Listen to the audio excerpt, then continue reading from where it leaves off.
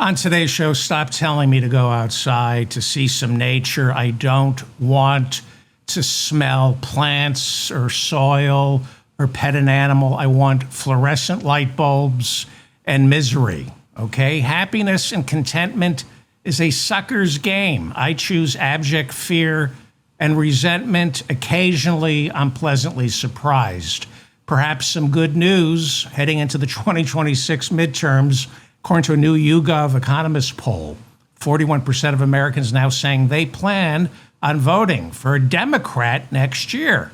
33% saying they plan to vote for a Republican candidate next year. This is what is called a generic congressional poll, which measures an overall feeling about House and Senate races, which are actually one congressional district by congressional district. They are one state by state. As I've said countless times about these generic congressional polls, thanks to Republican gerrymandering, Democrats need a 3% lead in a generic poll in order for that to be reflected in the actual election results. But this is encouraging news. Donald Trump's approval ratings coming in at near historic lows for both him and any other president. 41% approval. Pretty low, pretty low. But the question you got to ask when you read about Trump's low approval ratings, you have to ask, well, compared to whom? Kamala Harris, for example, she now has an approval rating of 40%. That's 1 point lower than Trump's, and she hasn't done any damage to our country. So this suggests her still at 1% lower than Trump. This suggests that if the election were held today, she would lose again. Now, this is a national poll, but how do you think Kamala Harris would do right now? Leave a comment. How do you think she would do in the key swing states? I know many of my listeners think Elon Musk stole votes for Trump in the swing states. And this is why polling is so important. You got to look at the polls. They'll tell you if an election was stolen. I went back, for example, and looked at the polling for Pennsylvania in the lead up to the November election. It was incredibly tight. Harris at times was leading, like right in the 24 hours leading up to the election. Harris was averaging about a lead of 0.2 of a percentage point. Trump went on to beat her in Pennsylvania by nearly 2 percentage points, 1.7%. Now, you tell me, some of you tell me Musk might have stolen those votes. Maybe.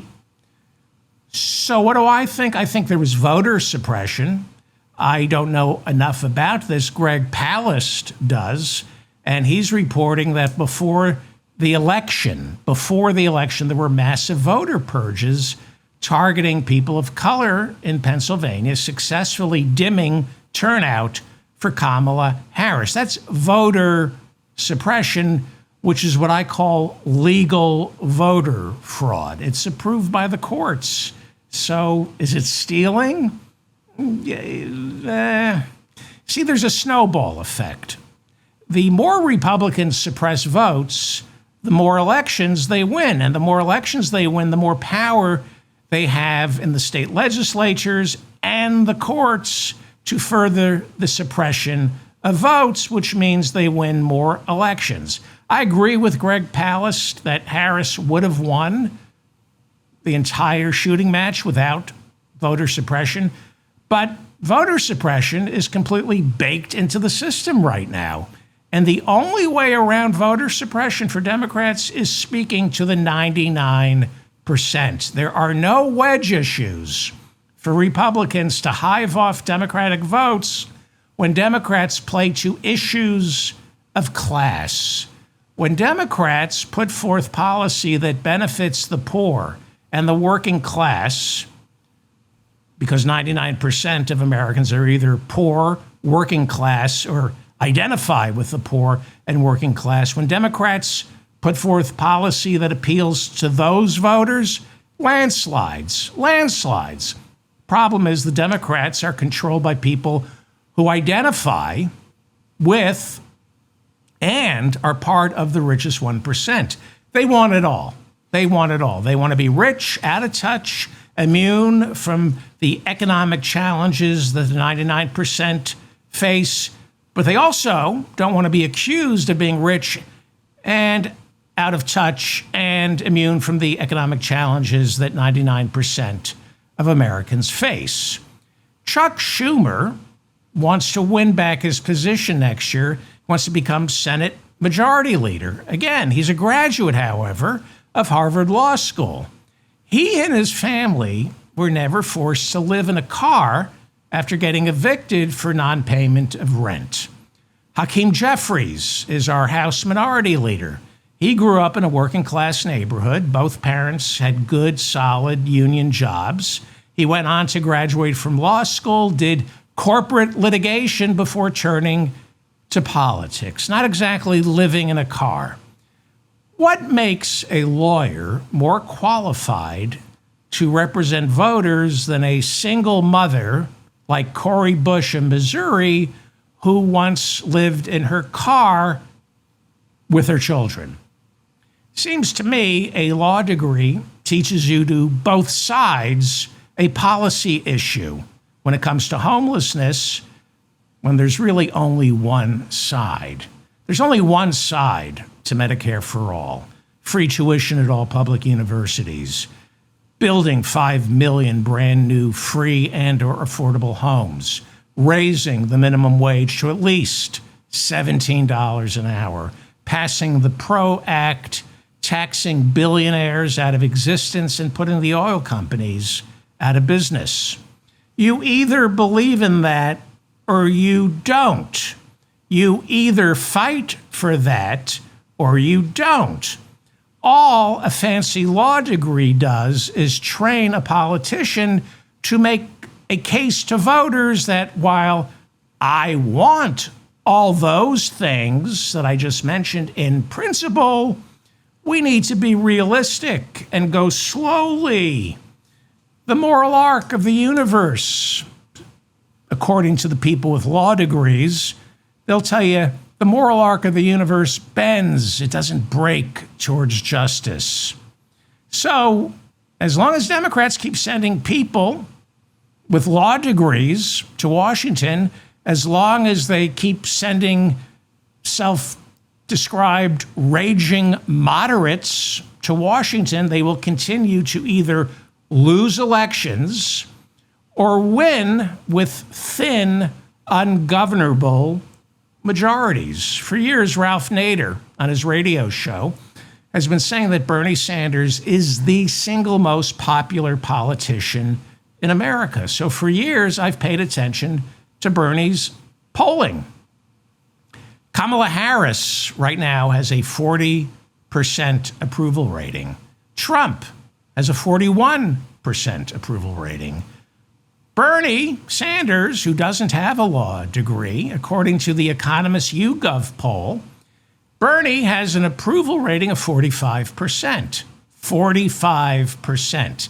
He has the highest approval rating of any politician, Democrat, Republican, or independent. For the last 10 years, he's always had the highest approval rating. Is he presidential material in his mid-80s? Well, I don't think so. But I've always said I would vote for him in a second. But in order for Bernie to be a successful president, there has to be an infrastructure inside the Democratic Party to support Bernie or a candidate like Bernie once they get elected president. Otherwise, they end up like Jimmy Carter, who was destroyed partly by the liberal wing of the Democratic Party, who undermined part of his presidency as he moved too far to the right. Back then, you had Tip O'Neill, the Democratic Speaker, and Ted Kennedy, who didn't like Carter because Carter was a fiscal conservative. So while Carter was able to pass significant legislation, like creating FEMA, the Department of Education, and the Department of Energy, three agencies Republicans to this day are trying to eliminate, Carter was still hampered, especially on budget issues, by old school New Deal Democrats, which is why Teddy Kennedy challenged Carter in the primaries when Carter ran for re-election. And an argument could be made that had Ted Kennedy not run against Carter, Carter might have been able to defeat Reagan in 1980, perhaps. So had Bernie been elected in 2020 instead of Biden, I think he would have faced many of the problems Carter faced, but in reverse. There are no old school New Dealers left inside the Democratic Party leadership. There are no Tip O'Neills or Teddy Kennedy left inside the Democratic Party. Bernie's Tip O'Neill and Teddy Kennedy. He's a Roosevelt Democrat, not part of the leadership. And the leadership has moved towards Jimmy Carter. Until Democrats have more politicians like Bernie, AOC, Katie Porter, Elizabeth Warren,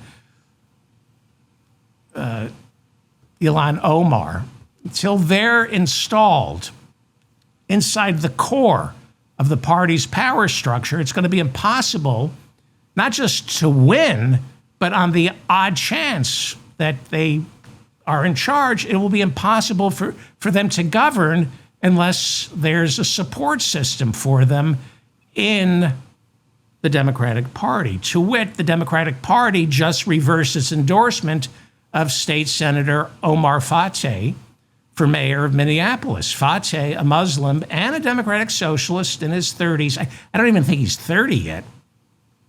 He just got the Democratic Party's nomination last month after winning the second round of voting at the convention. They don't do primaries in Minneapolis for mayor, they do conventions. And Fateh beat out the incumbent Democratic Mayor Jacob Frey, who, despite approval ratings in the low 30s, is running for a third term. Fateh beat him, but Frey challenged the results, claiming there were technical difficulties in counting votes for all the delegates. So what did the Democratic Party do? Did they decide, okay, we have proof that there are technical difficulties, let's hold the vote again? No, they decided to take back their endorsement of Fateh and just leave it at that. So there were either voter irregularities at the convention or there weren't. If there were voter irregularities, if there were technical difficulties, you vote again, or the nomination for Fateh should still stand. It's not. Fateh, here we go again. Fateh has been compared to Zohran Mamdani, the 30-something Democratic socialist who got the Democratic nomination for mayor of New York City and is now facing the current disgraced mayor of New York City, Eric Adams, and the former governor of New York State, the disgraced Andrew Cuomo. Both of them are running as third-party candidates in the November election. We have some new numbers on fundraising for the past month, with Mamdani blowing out the competition, taking in $1 million as of mid-July. In 1 month, Mamdani raised $1 million. That's more than double what Cuomo and Adams took in. Politico reports that going into November's general election, Mamdani has $4 million in his war chest so far. Two polls, one conducted by CBS, another by Siena, show Mamdani leading Andrew Cuomo by close to 20 points. Mayor Adams in fourth place. He's polling in the single digits, which means even if Eric Adams dropped out and endorsed Cuomo, which is what Cuomo wants, it wouldn't cover the shortfall. Mamdani will win either way. That's how it looks right now. Donald Trump on America, his war on America continues, and the only thing that's going to stop him is the Democrats winning either the House of Representatives or the Senate in next year's midterms. The courts won't stop him. Big business won't. All the guardrails of law, norms, and human decency in this country have evaporated. All that's left is the legislative branch, the House and Senate.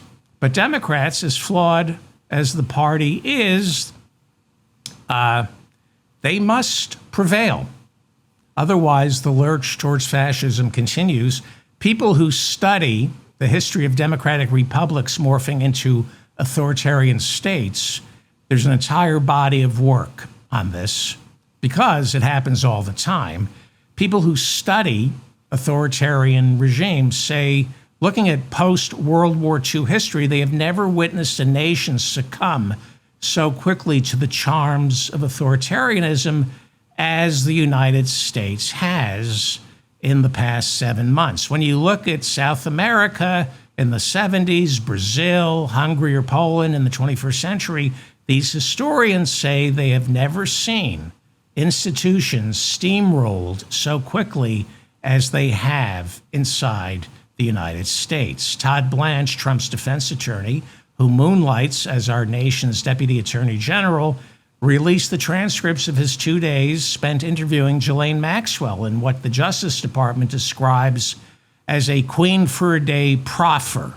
A queen for a day proffer, meaning any information she supplied during the 2 days of questioning could not be used against her in a future trial. According to the newly released transcripts, Maxwell said she believed Epstein was killed, but she said not by the government. She said he didn't commit suicide. She said she thinks he was killed by a prisoner over something unrelated to the Epstein files, adding that if people in power wanted Epstein dead, they had plenty of opportunities before he was locked up. Maxwell said Epstein was not working with Israeli and American intelligence agencies, that there was no client list. She added her own father was a British spy during World War II and that he never stopped working as one.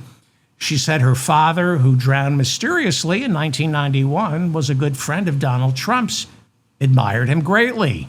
Maxwell described Trump as an incredible businessman, adding he was always a gentleman, never did anything untoward, and never once received a massage from one of Epstein's girls. Maxwell said Epstein was a frequent visitor to Mar-a-Lago, where he enjoyed using the spa at Mar-a-Lago. You might remember Virginia Giuffre, who said she was forced to sleep with Prince Andrew 3 times.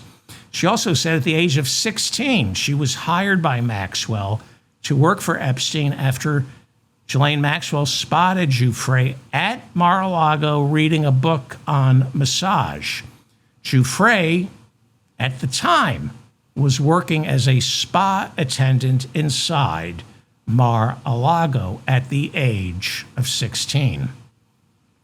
Last month, Donald Trump said his falling out with Epstein was over Epstein poaching employees like Virginia Giuffre. Maxwell said she was former President Bill Clinton's friend first, and that she introduced him to Epstein, but Epstein and Clinton were not friends. She said Epstein and Clinton were acquaintances, that Clinton never visited Epstein's island. Ghislaine Maxwell said she borrowed Epstein's private jet to fly Clinton to Latin America a year after he left the Oval Office so he could attend a humanitarian conference. Maxwell said Clinton viewed Epstein as just a rich guy with a jet he could borrow. CNN reporting on Sunday that new video has emerged of Bill Clinton along with his wife and daughter at a meeting of the Global Initiative, the Clinton Global Initiative in 2013, publicly praising Ghislaine Maxwell's charity work. CNN adding that by 2013, there were already civil lawsuits filed against Epstein accusing Ghislaine Maxwell of procuring underage girls for him.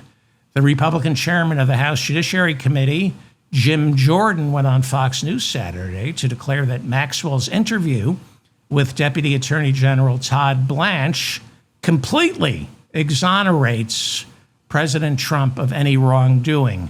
Yes, we should always take the word of a convicted child sex trafficker like Ghislaine Maxwell angling for a pardon, or short of that, angling to get transferred to a minimum security prison which is exactly where she ended up only hours after telling Todd Blanche that Donald Trump did nothing wrong. Speaking of Ghislaine Maxwell's statement, Jim Jordan said, quote, "This confirms what we all knew. We knew President Trump didn't do anything wrong here." He said that repeatedly. This transcript is the whole transcript, and it confirms that. So I think there's nothing there. It seems, based on what we got from the interview of Ms. Maxwell, unquote, said Jim, that's Strauss, Jordan. The Republican-controlled House Oversight Committee, under the leadership of Republican lapdog James Comer, subpoenaed the Department of Justice, demanding to see the Epstein files. On Friday, the Department of Justice delivered the first batch of documents from the Epstein files. Comer thanked Pam Bondi, adding, quote, "I appreciate the Trump administration's commitment to transparency and efforts to provide the American people with information about this matter." The House Oversight Committee, upon receiving the first batch of Epstein files, issued a statement praising Mein Fuhrer, saying, quote, this is from James Comer's office, quote, "The Trump Department of Justice is providing records at a far quicker pace than anything the Biden DOJ ever provided." But California Democrat Robert Garcia, the ranking member of the House Oversight Committee, saying Pam Bondi turned over documents from the Epstein files that the public has already seen. Garcia saying there might be 3% new information here, none of it actionable, with Democratic Congressman Ro Khanna adding that the committee is now in possession of just 1% of everything that's in the Epstein files.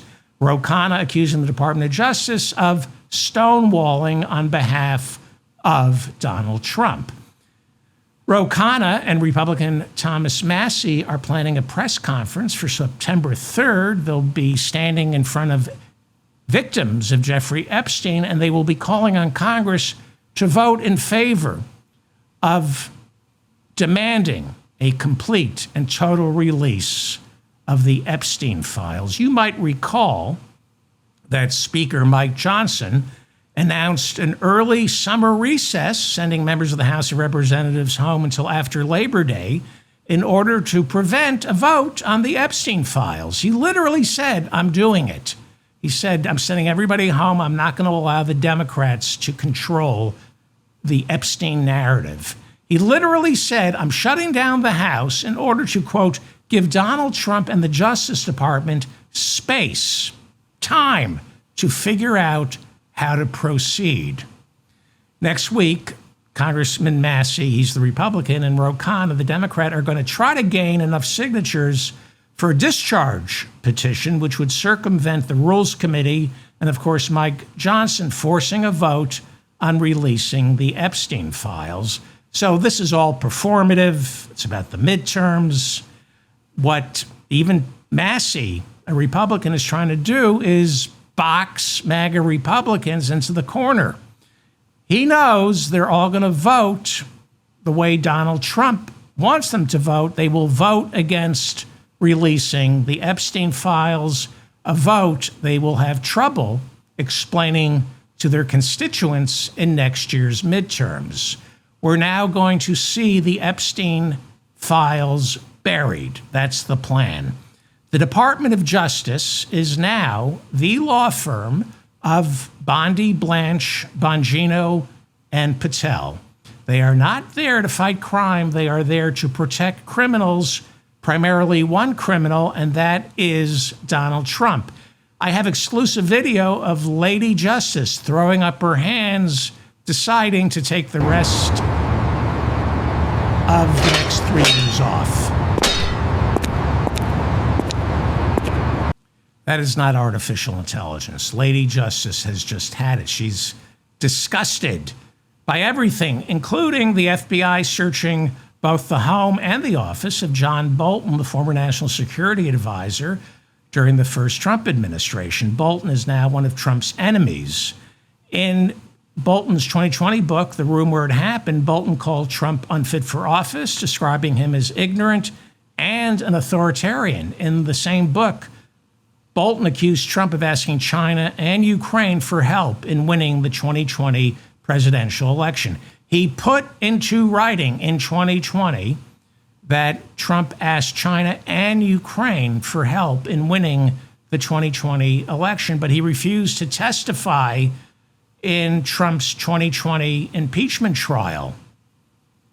The Senate was trying Trump for holding up a shipment of weapons in exchange for dirt on Joe Biden, the perfect phone call with Zelensky. So I know we have congressionally authorized weapons for you, but first you need to do me a favor and give me dirt on Joe Biden.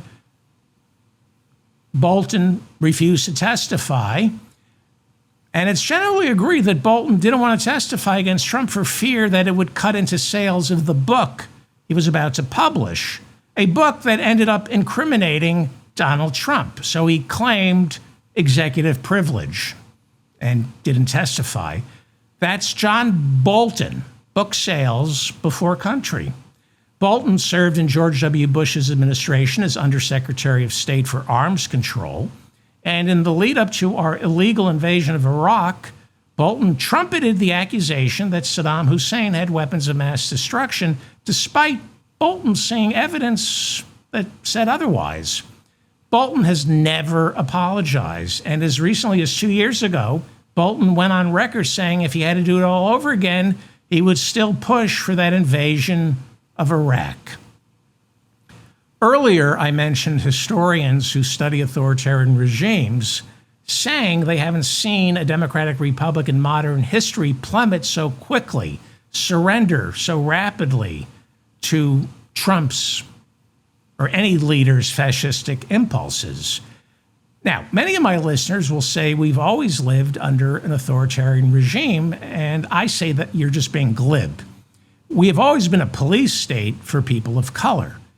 We've always been a police state for poor people, but we never romanticized being a police state. We denied our authoritarian tendencies and impulses. Now we're celebrating them. Republicans suppress the vote, no longer under the guise of voter integrity. They do it because they say, we don't want everyone voting. We now see Republicans not just openly racist, bigoted, homophobic, and misogynistic unapologetically, they're also anti-democratic, openly. They're saying they don't believe most citizens can be trusted with the vote.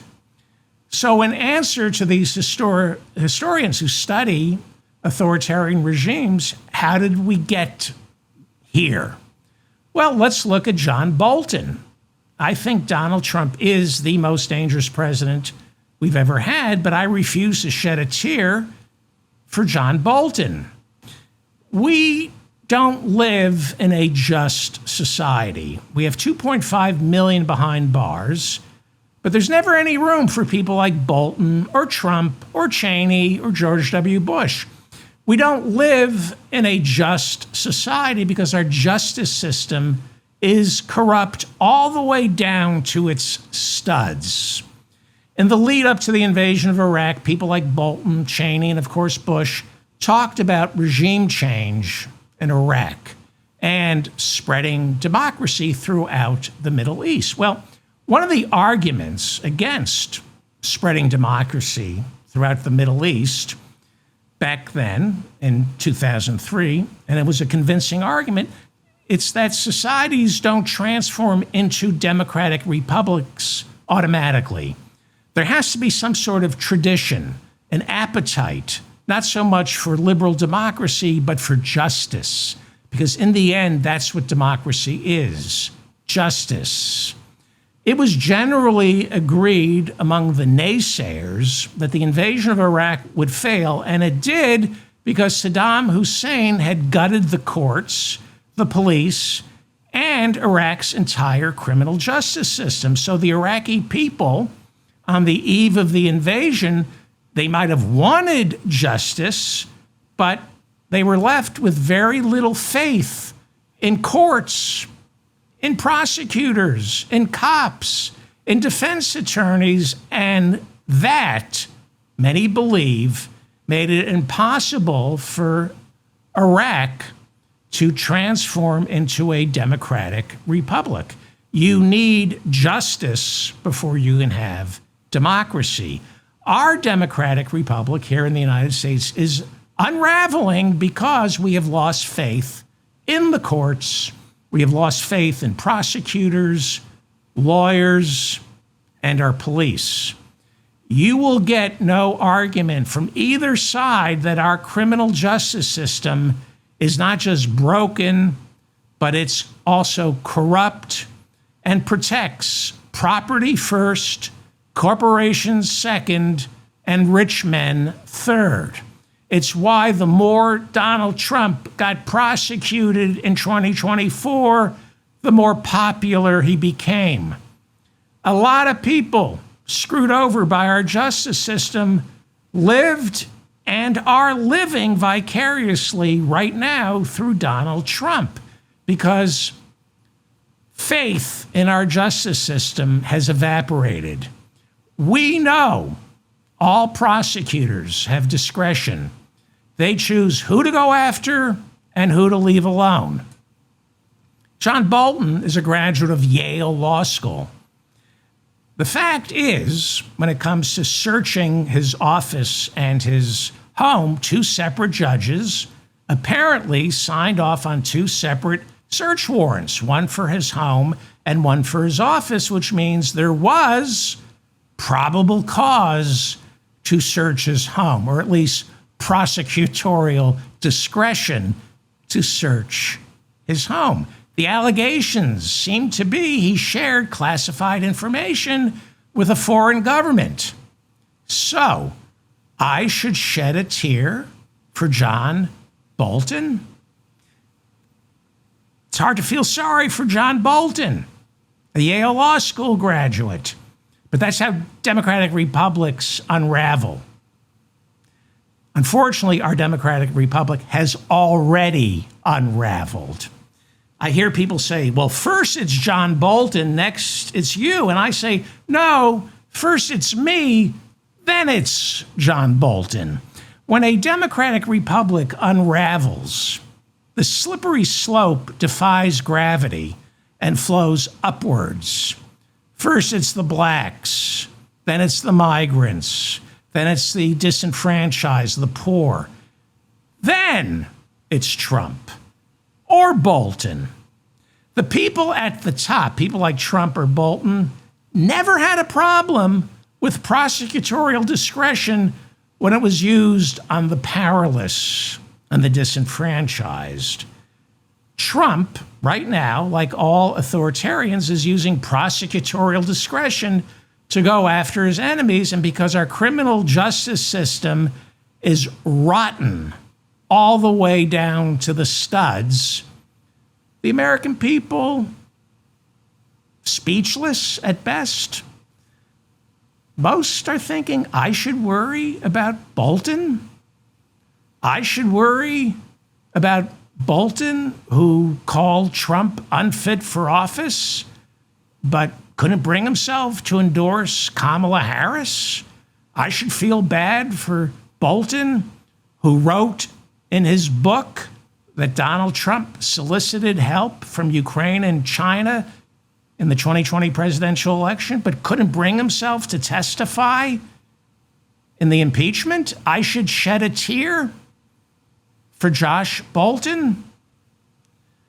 I hear Democrats right now saying, don't you see? You've got to feel bad for Bolton. Trump is prosecuting his political enemies. Well, of course he is. That's what happens in a corrupt system. It was corrupt before he went into politics. Trump is just blowing past the pretense.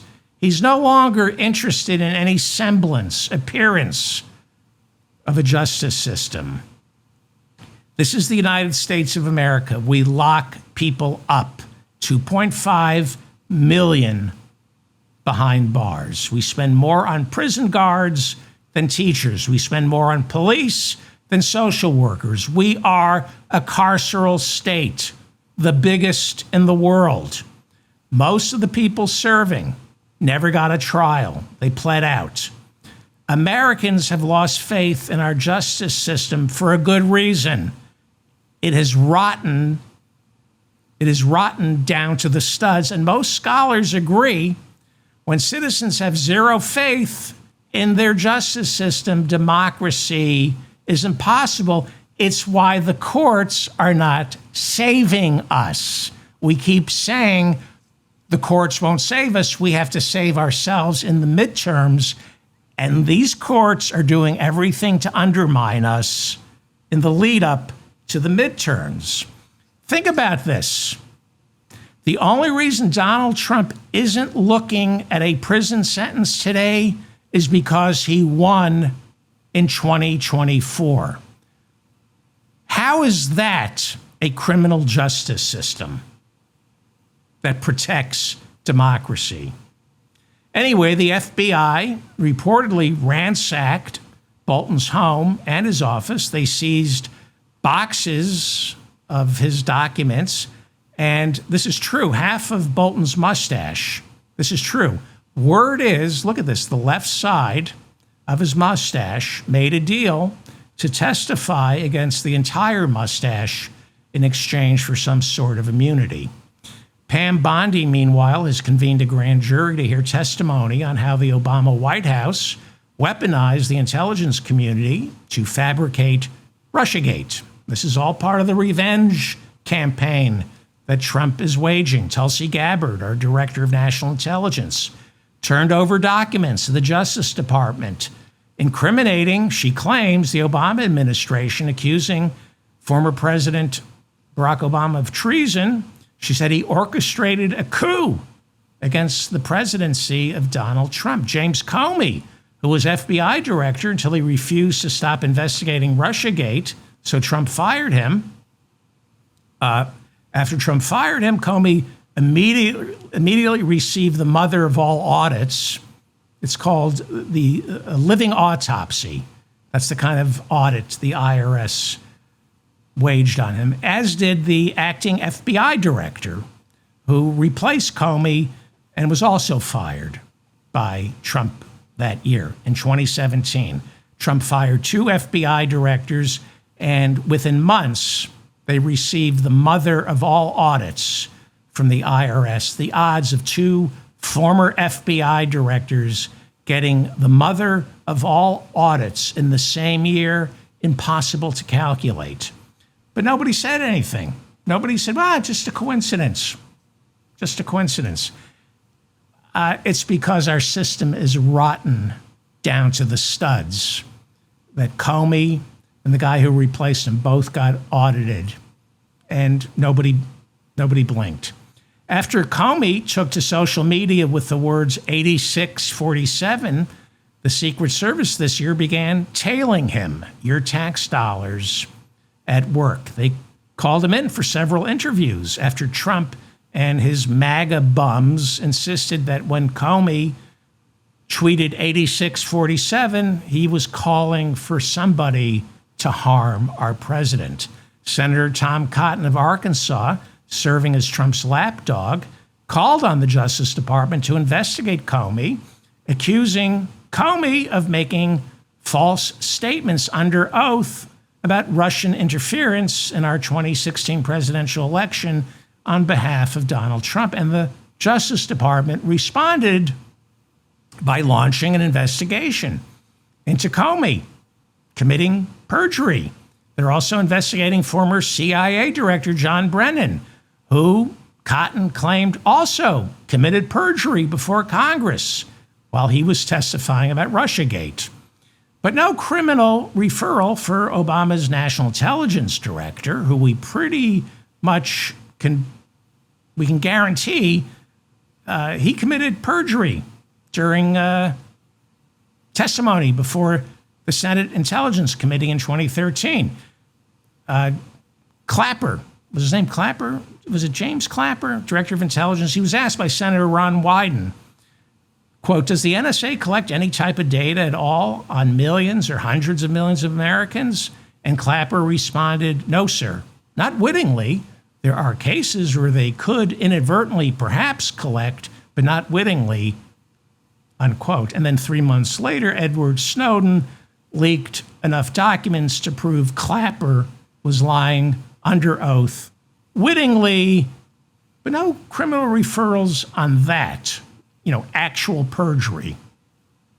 The Justice Department this year launched a probe into the Deputy Chief of Staff for the Department of Homeland Security during the first Trump administration. His name is Miles Taylor, who, while Trump was still president, published a piece in the New York Times under the name Anonymous, describing the people who continue to work for Trump as being part of the resistance. In his 2023 book, Blowback, A Warning to Save Democracy from the Next Trump, Miles Taylor writes that as Deputy Chief of Staff for Homeland Security, he sat in on a meeting where Stephen Miller proposed using Predator drones to blow up boats filled with migrants heading to the United States. Because Taylor spoke too much, he's now being investigated by the Justice Department. Christopher Krebs was appointed by Trump to serve as the director of the Cybersecurity and Infrastructure Security Agency, the director of the Cybersecurity and Infrastructure Security Agency, but was fired immediately after the 2020 presidential election for testifying that the 2020 election was the most secure election in American history, adding there's zero evidence that anyone tampered with our voting machines, going against Trump's accusations of widespread fraud. In April of this year, Trump signed an executive order instructing our Justice Department to launch a criminal investigation into Krebs' testimony, accusing Krebs of using his position of authority to deny freedom of speech for those who try to challenge Joe Biden's 2020 victory. Trump called his testimony censoring speech. This is the executive order. Was written into the executive order by lawyers for Trump. They're saying because Krebs testified that the election was secure, that testimony, according to Trump and the lawyers who wrote up the executive order, that testimony censored speech, making it harder for people to claim voter fraud. So when you have lawyers working for the Trump White House writing executive orders like this, and then lawyers at the Justice Department acting on orders like that, what more do you need to know about our entire legal system being rotten down to the studs? I know you're saying not all lawyers are like that. They are. They are. Silence is complicity. The fact that the Bar Association is not taking action against these lawyers right now who wrote that executive order, or the lawyers at the Justice Department, that makes all lawyers complicit.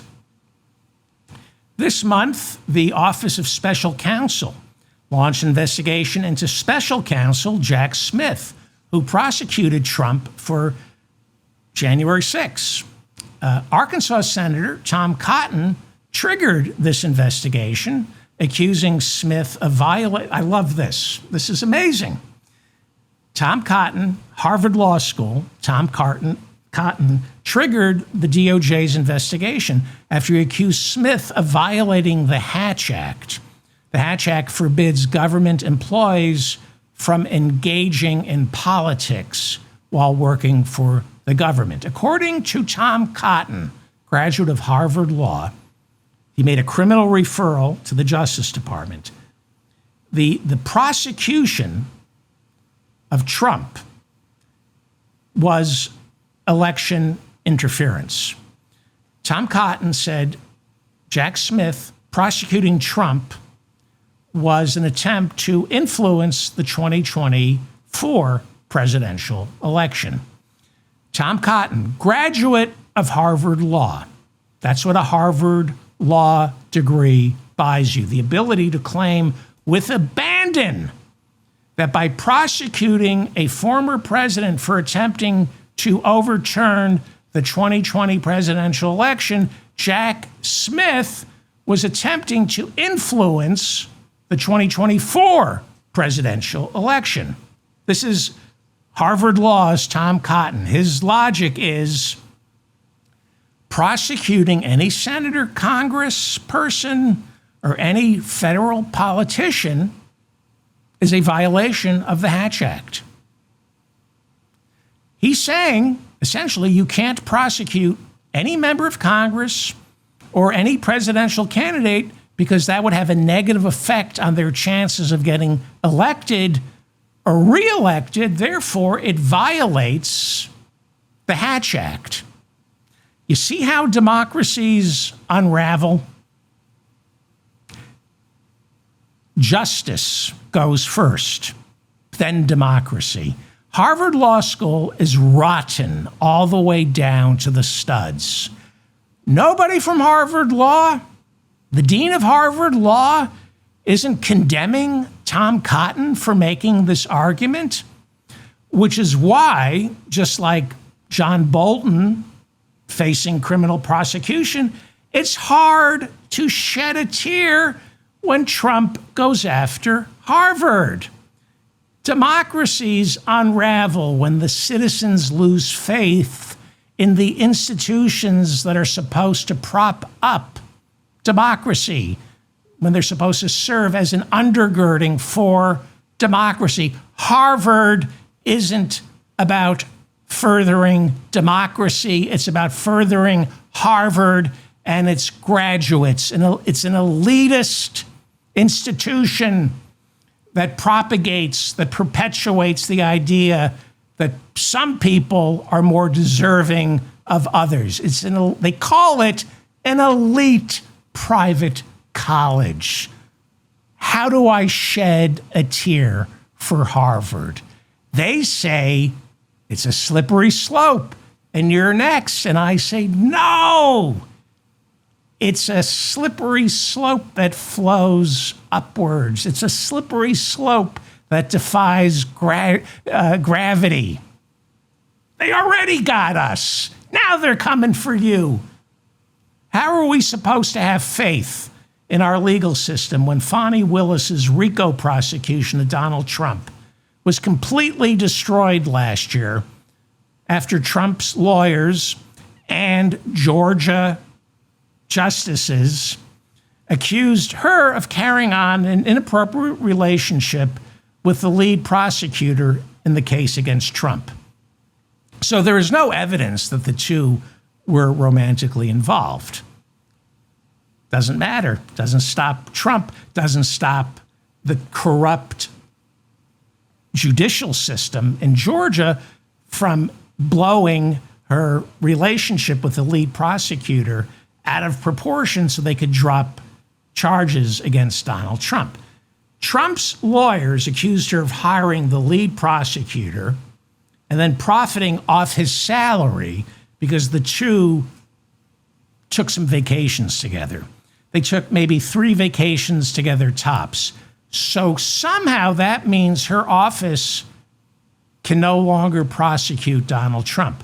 The Georgia Court of Appeals ruled in December 2024 that she and her office are disqualified from prosecuting Trump because her relationship, I think his name was Nathan Wade. He was the lead prosecutor. So she fired him. And the appeals court said, no, not good enough. And she's taking it before the Georgia State Supreme Court. There's no guarantee they will hear her appeal. I doubt they will, which means her entire case eventually will be handed over to another prosecutor's office, most certainly one in a red rural district of Georgia, where it will disappear. As I said, our criminal justice system is rotten. down to the studs. She did get a mugshot of Donald Trump, and 4 of the 19 defendants ended up pleading guilty, including 3 lawyers, Sidney Powell, Kenneth Chesebro, and Jenna Ellis. Giuliani and John Eastman, 2 other lawyers, are still supposedly under indictment, as is Trump and his former chief of staff, Mark Meadows. Well, Alvin Bragg, the Manhattan District Attorney, is running for re-election this November. In May of last year, a jury found Trump guilty on 34 counts of falsifying business records in order to hide hush money payments to Stormy Daniels in the lead up to the 2016 presidential election. Remember Stormy Daniels? She was the porn star that Donald Trump had sex with, condomless sex with, just weeks after Melania gave him a son. Trump is still appealing this ruling, but this year, Donald Trump became the first president ever to enter office as a convicted felon. So some justice has been served. Meanwhile, Trump is using his government to punish all his political enemies. Ed Martin, who briefly served as U.S. Attorney for Washington, D.C., now he's over at the Justice Department. Ed Martin launched an investigation into a business owned by the Vindman brothers, Alexander and Eugene Vindman. They are retired U.S. Army officers. They're also the whistleblowers who jump-started the first impeachment of Donald Trump.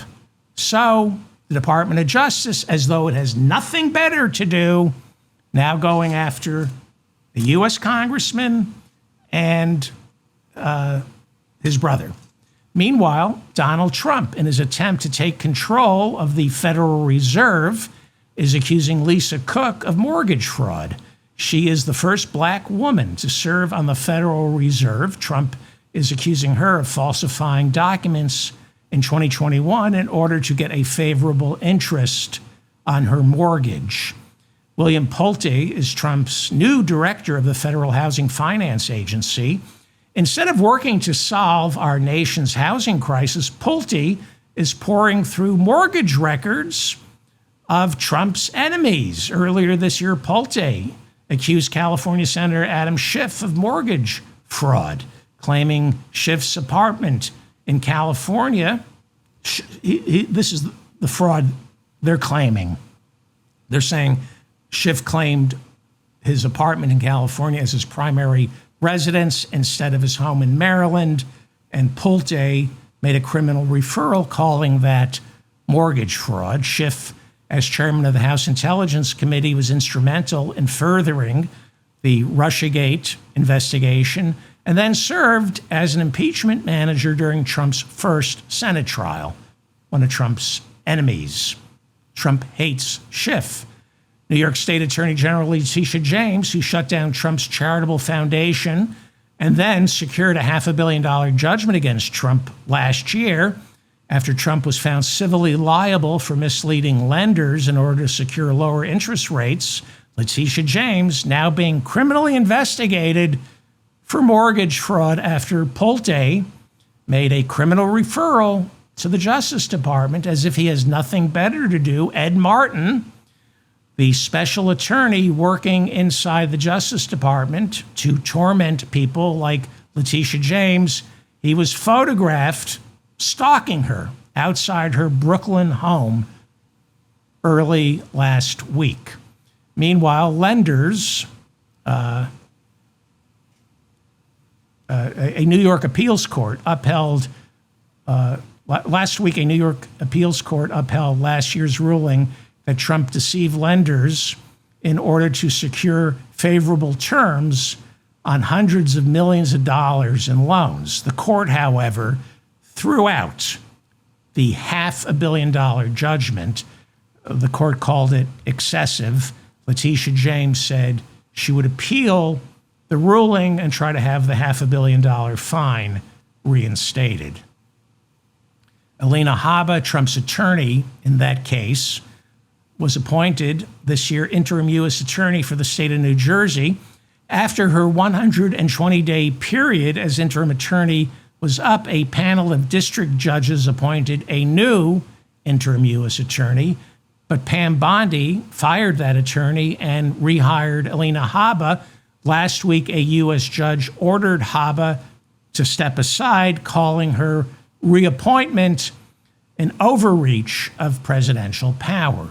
Normally, U.S. attorneys are appointed and they have to be confirmed by the Senate, but Trump won't put Alina Habba up before the Senate because the hearings would be a disaster. So he's relying on loopholes and procedural maneuvers to keep Habba as U.S. attorney, even though she's eminently unqualified. I'm sorry, because she's eminently unqualified. Lady Justice, oh, what happened? Lady Justice? Yes, Lady Justice. Lady Justice is at it. I'm David Feldman, reminding you to stay strong and protect the weak. Thank you for watching. Thank you to Bob and Mila in the chat room for keeping the conversation civil. Leave a comment. I read all your comments. Hit the like button so I remain in your feed. Subscribe to my channel. Subscribe to my newsletter. I'm going to try to do a show tomorrow. And share this episode, please.